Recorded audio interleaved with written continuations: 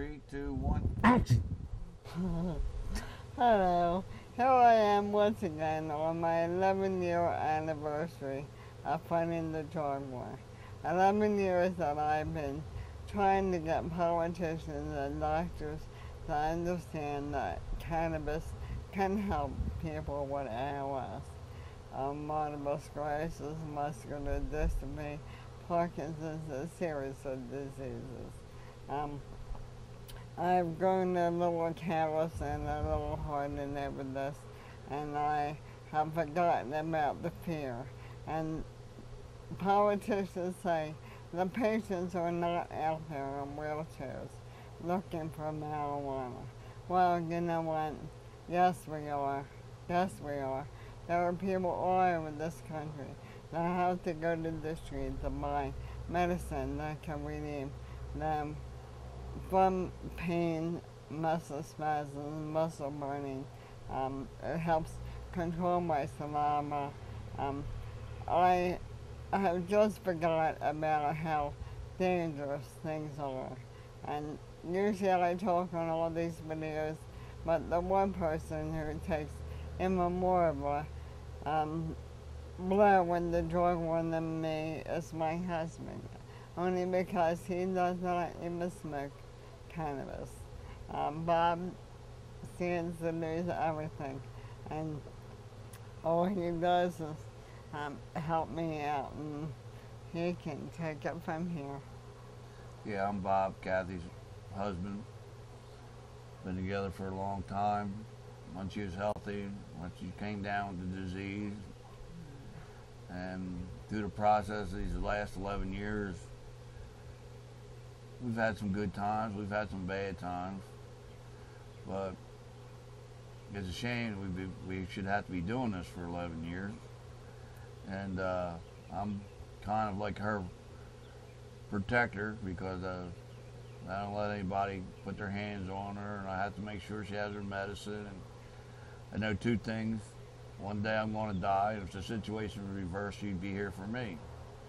So it'd be more of a crime for me not to do what I'm doing. If we're not harming anyone. I mean, life, liberty, and the pursuit of happiness.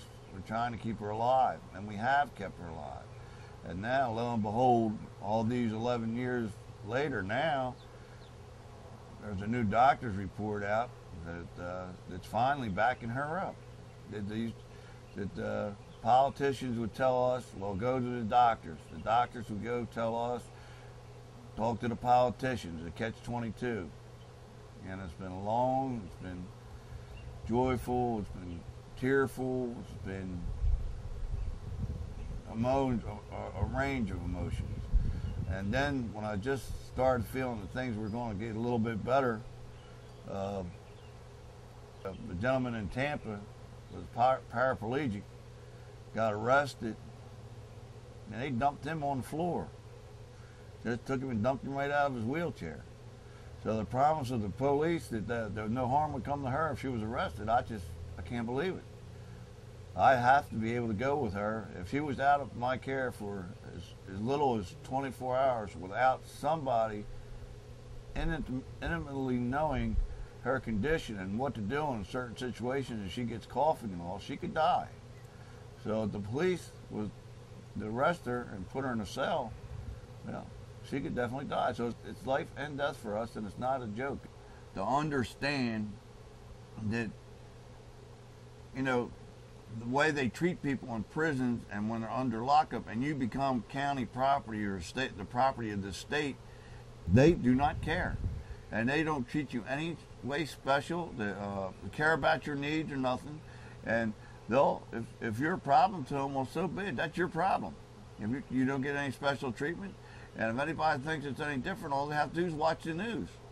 And I will not stand by and let somebody mishandle my wife or manhandle her, and then I get in trouble. How can you not help somebody?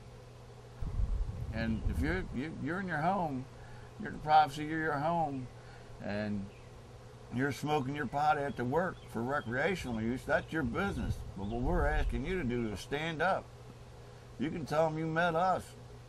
And to go to your leaders and say, hey, I know a lady personally that needs this for medication, and she's got the doctor's reports to prove it. So get off your butts and go do something. I mean, if this lady in a wheelchair, if can be carried, I've seen times she had to be carried, literally picked up and carried to a protest because of the stairs that wasn't handicap accessible. You can do something. You can make a phone call. You can write a letter, get in touch to find out who your local congressman is, a representative, talk to a friend, get the shame and the ignorance out of this. I've always had that through the 60s and the 70s and the 80s and 90s, all the people that smoke marijuana, if we would stand up and just tell the truth about your experience with them. That is not the god-awful drug they make it out to be. Anything could be abused, but I really don't think cannabis is one of these drugs. I really don't, only because it is too positive of a medicine for people. And the fear, I was at a meeting for a medical marijuana meeting, and there's a lot of people, a lot more than you would think, will meet in church basements, halls, anywhere they can get a meeting, 12 groups of 12, 15 people, and sit around. If you listen to them stories that these people are telling, and they're telling actual accounts, okay, and the newspaper won't cover of what happens to them, why they're incarcerated, it's unbelievable. You think we're treating prisoners in Guantanamo Bay bad? Them guys are getting treated great. They had the press watching them. It's the people that you're not watching that get treated terrible. And there's no recourse for them. These people that are out here, that are patients, that are using cannabis, are no different. The fear is none less, and I'm not exaggerating, than it must have been for the Jews in Nazi Germany. These people are scared to death. They don't know who to talk to, who to trust. And the medication that they get from this plant provides them help, and they can't get it. Now, something's wrong somewhere. And for the casual cannabis user to use it for recreational, that's your business, if that's what you want to do. But you owe us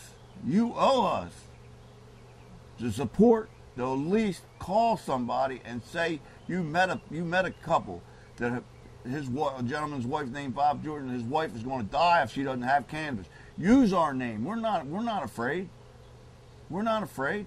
Use us. Don't incriminate yourself, but figure out a way you can get in touch with these politicians and tell them you're behind the medical marijuana movement and get this thing passed before she dies or something bad happens to her in a police station or myself. But you had the power to get in touch with these politicians and your newspapers and write letters to the editor. Whatever you can do, stop the fear. The fear in this country against this medication it's unbelievable. When I was a young man, the communists were the bad people. You know what I mean?